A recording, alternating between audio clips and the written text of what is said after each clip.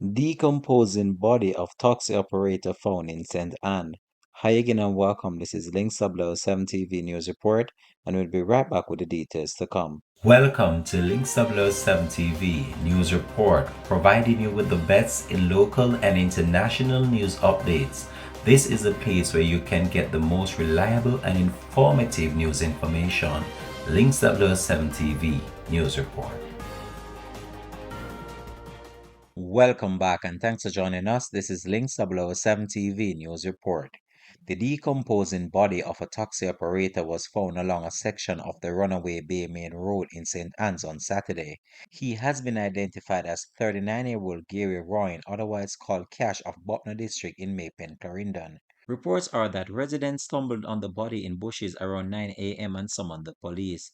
The body was seen lying face down in an advanced state of decomposition by the officers.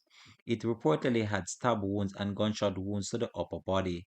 The scene was processed and the body removed to the morgue pending post-mortem examination. Unconfirmed reports suggest that the taxi operator was missing since Tuesday, as his family was unable to locate him.